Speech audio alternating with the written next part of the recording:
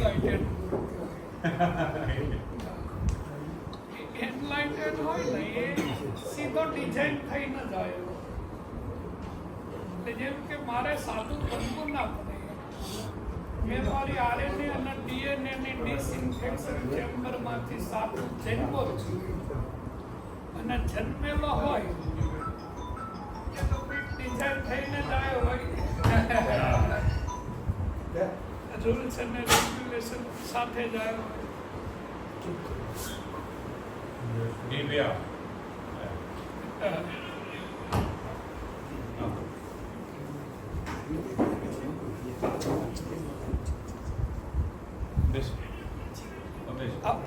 અહીંયા ઉપર આવું છે.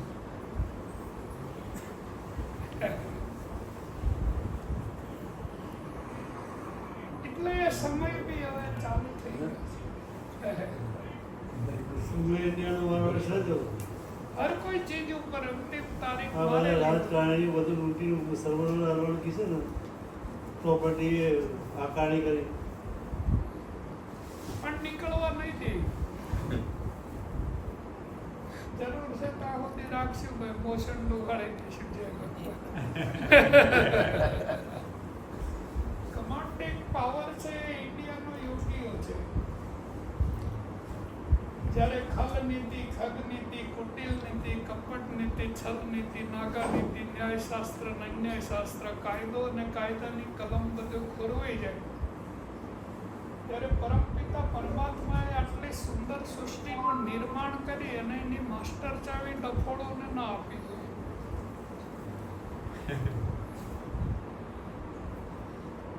એના માટે બહુ બધા યોગ્ય પુરુષો દયાળુ હોવો જોઈએ. એના માટે બધું સમાન હોવું જોઈએ.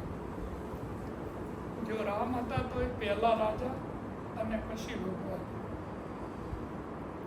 કૃષ્ણ હતા તો પહેલા રાજા અને પછી ભગવાન.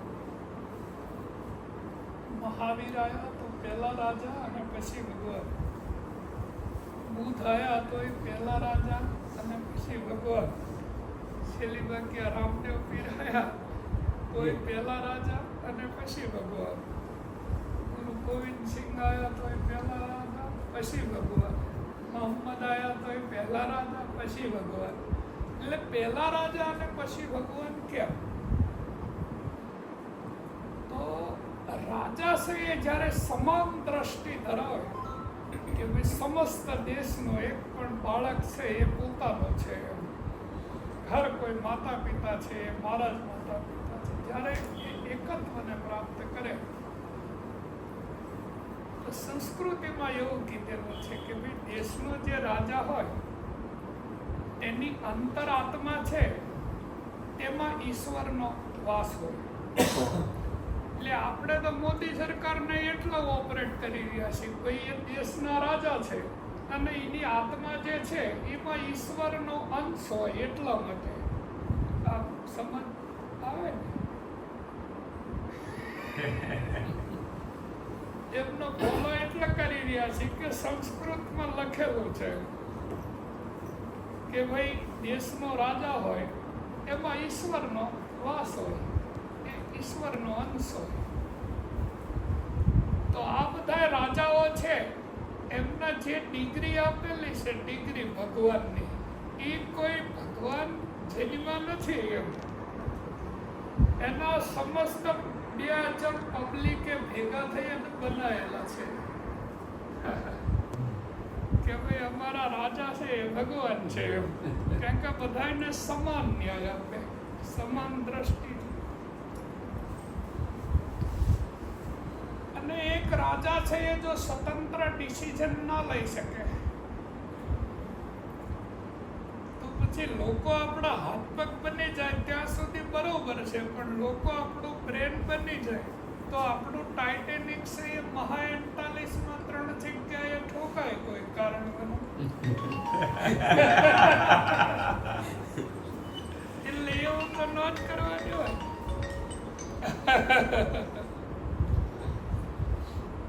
એટલે આપણે બધા એની રાહ જોઈ રહ્યા છીએ કે ભાઈ કલ્કી ભગવાનનો અવતાર થશે. બીજો તો કઈ આધાર છે નહીં આપણી પાસે, અનુમાન છે. બાકી તો બધા મહાન પુરુષો અત્યાર સુધી બધી ધર્મની ધરોહરને સંભાળી રહ્યા છે.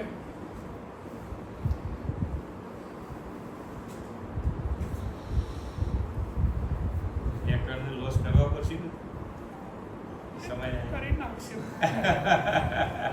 કરી નાખશું.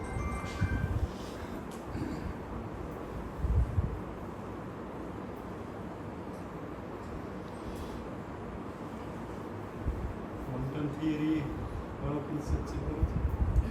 ક્વોન્ટમ થિયરી અમે ક્વોન્ટમ સ્પીડ રીડિંગ નામનું વર્ઝન પ્રાપ્ત કરેલું છે 17 વર્ષની ઉંમરે. એટલે આમ તમને જોઈ એટલે એક્સરે મશીન જેવી આંખો હોય. તમને જ્યારે તમારી સામો જોઈ ને એટલે તમે કઈ સિક્રેટ જે છે એ કશું સાચવી ના શકો એમ. અમારે જે રીડ કરવાનું છે એ અમે રીડ કરી જ લીધું હોય.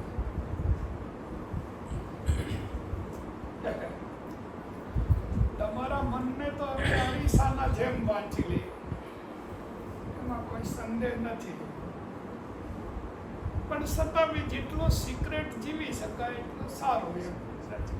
Simple consciousness, self consciousness, cosmic consciousness, six sense, awareness, supreme cosmic consciousness. તમે કઈ કોન્શિયસનેસના મેથેમેટિક ડેવલપ કરેલી છે? તો તમે જે અત્યાર સુધી એજ્યુકેશન લીધેલું છે એ કોન્શિયસ માઇન્ડનું છે. હવે એ ખાલી સ્વર અને વ્યંજનની ભાષા છે. તો એ તો બધું પાણી ઉપર સબસબ્યા છે. રોયલ જે એજ્યુકેશન છે એ સબકોન્શિયસ માઇન્ડ છે. એમાં કોઈ સ્વર અને વ્યંજનની ભાષા નથી, લાઈવ છે, વિઝ્યુલાઇઝેશન.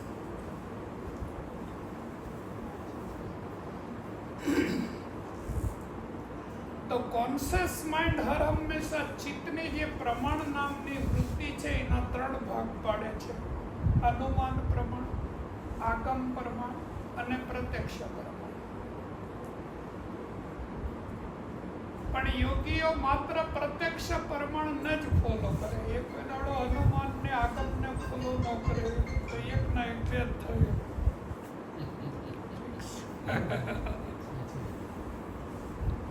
હવે કેવી તમે માની લો ને એવું નહીં. એનો જે પ્રોગ્રામ છે એટેટ પ્રોગ્રામ હોય તો બોલ કે ભાઈ આ ટેબલ છે તો છે એમ. પછી તમે એને માનો ના માનો એ અલગ વાત છે. પણ એક યોગી તમને અંગુલી નિર્દેશ કરે તો એને વિઝ્યુલાઇઝેશન કરેલો હોય પ્રોગ્રામ. કોઈએ કીધું હોય ને એને માની લીધું હોય એવો ન હોય. પ્રેક્ટિકલ અને પ્રયોગ.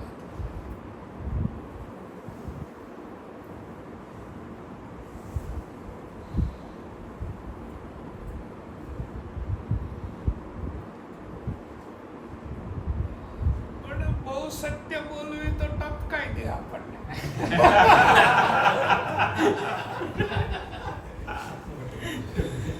એટલે અમુક પછી મર્યાદા રાખીને બોલવાનું હોય. કે જો સાચું બોલવું તો કે આને આ મારો દીકરો ખતરો છે.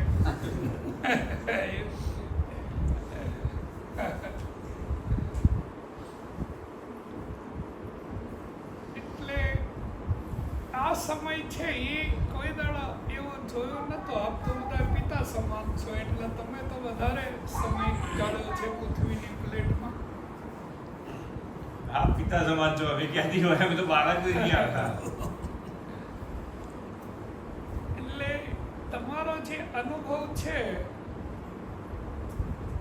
એ અનુભવને અનુલક્ષી અને મને કહો તમે કે તમારા જીવનની અંદર તમે જે સર્ચ કરતા હો છો અત્યાર સુધીનું જીવન, એમાં કંઈ પરાવર્તન આવ્યું કે આપણે પહોંચતા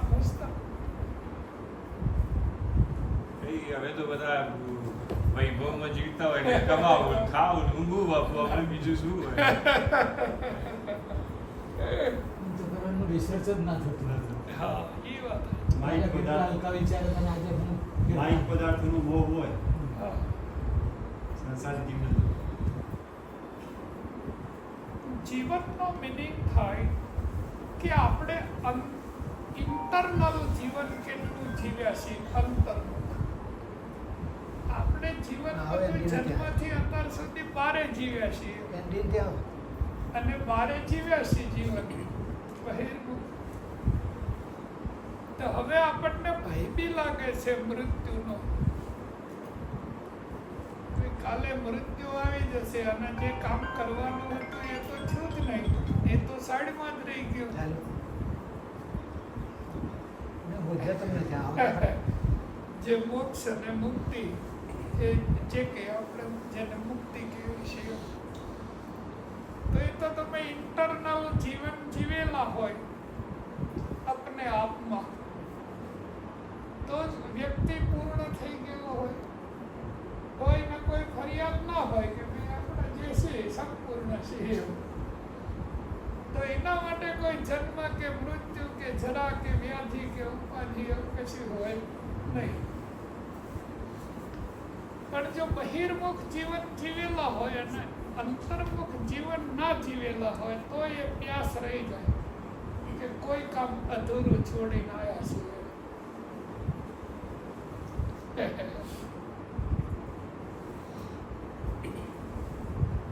એટલે જે જીવન બચ્યું છે એ જીવનને હવે સાર્થક કરી લે.